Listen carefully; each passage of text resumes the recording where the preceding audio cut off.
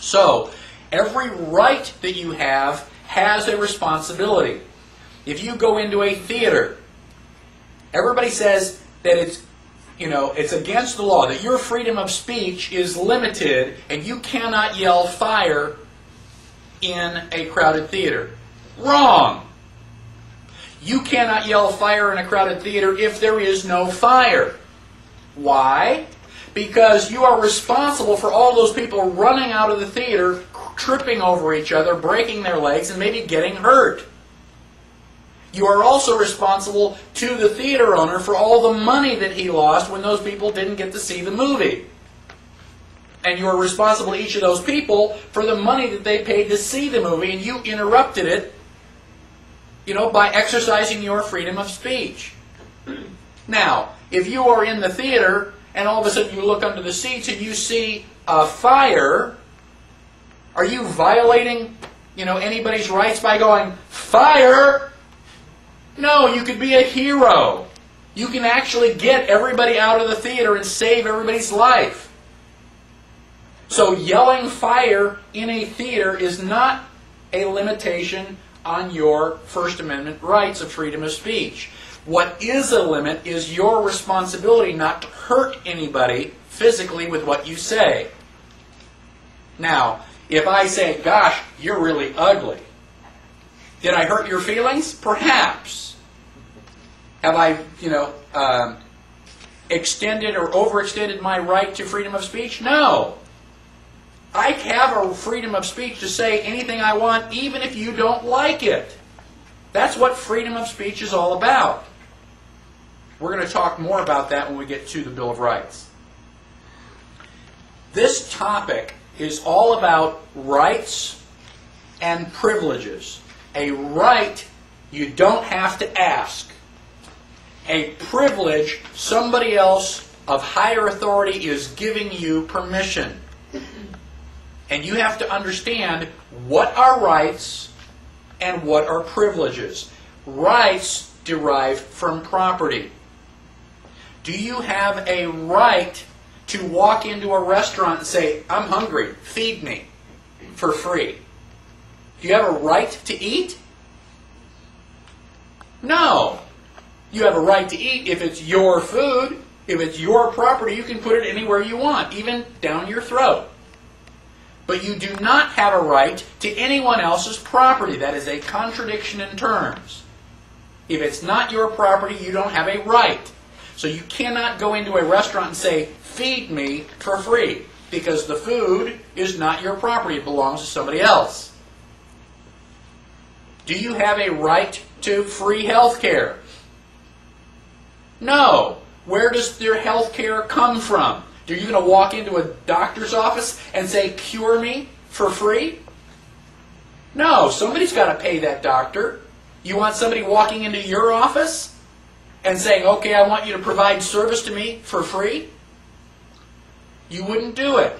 So why would you go into somebody else's office and demand service for free? You say, well, I'm not demanding service. The doctor's getting paid. By who? Well, the government or the insurance company pays the money. Really? Where does the government and the insurance company get their money? From somebody else. So do you have a right to somebody else's property? No, not even if the government is giving it to you. So you do not have a right to health care. You do not have a right to your children's education. You do not have a right to anybody else's property. You only have a right to your property. If you worked for it, you built it, you acquired it, this is mine. I worked for it. It is not yours. And that's where rights draw the line, from property. Anytime you have a question about rights, ask yourself, who owns the property? Does anybody have any questions on property, rights, or privileges? So when are you going to have your allodial title class? How close are you to having that thing ready? Not very close. I'm doing research. I do have books that tell me how to do that. And I have several people who want that particular class. Yes, and we are one of those people when you get there. Okay. Well, if we can't own the land, do we have to pay taxes on the buildings that we put up on it? Or just the land? Now, you own the buildings. Right. Once you have paid for the buildings, you've paid for the buildings, and that's, you get the title to the buildings. But you don't own the land, which is why they are able to continually collect taxes from you. Yeah, but they tax the buildings on the land. Only until it's paid off. Once you've paid it off. My parents own their own home, and the bank note is gone. That brick house belongs to my parents. Now they can dig it up and take it with them. That's fine, but they do not own the land that house sits on. You put up a shed. Whose land are you putting the shed on? It's not your land. Unless you can show me a allodial title to the land, it's not your land. So they're charging me for that building I'm putting on that land? They're charging you rent for putting that building on their land. And they base the amount of rent by the quality of the building on it. Well, they can base that rent on anything they want. It's their land. They don't have to have a good reason. They say, well, you got white hair, so this week people who have white hair pay a 10% increase. They just make the reasons look good. They invent reasons that sound plausible, and we go along with it. But you do not own. If you're paying property taxes, you do not own the land. This is another fallacy that we've had. We've taken that for granted for so long that we don't even question it anymore. Let me give you paying taxes because I don't know any better? Yeah. If I know better, I don't have to pay taxes? Basically, that's true. Will they explain it to me then, that it's because I don't No, know? the government is not doing anything for your benefit. So they are not going to help you at all. In fact, they are going to make your life as miserable as possible. And they are very good at that. So you have to know it, and you have to assert your rights. The Bill of Rights says that you have freedom of speech and freedom of religion. If you stand up and start talking and I say, sit down and shut up, and you do you have freedom of speech? You say, well, gosh, it's written right over here. So what?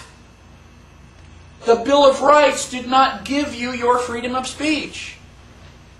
And it's not freedom of speech if it's only the stuff that I agree with.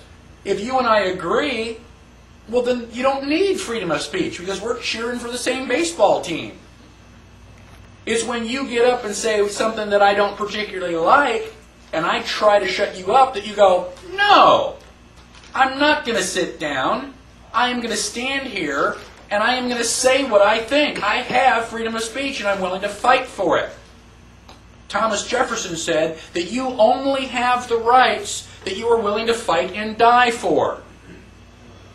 So you have to know your rights and you have to assert them. And again, once we get to the Bill of Rights, I'll give you a little anecdote that shows that. As far as allodial title, let me give you a little bit better example because it's easier to understand. When you purchase a car, how many people purchase a car paying cash? That's good. If you can pay cash for a car, that's great. Did you also get the manufacturer's statement of origin? Well, then you basically wasted some of your money. Every automobile that comes off the assembly line has a piece of paper associated with it, a birth certificate for that particular car. And it is called a manufacturer's statement of origin, or MSO. Now, most of us who are mere mortals, we go in and we buy a car with a bank loan. Now, the bank pays the money, and we get a payment coupon book from the bank. Now, that MSO generally is transferred to the state. The state will microfiche it and then put it through the shredder. So the MSO no longer physically exists, it's just on film. Now, you spend 3, 4, or 5 years paying off the car.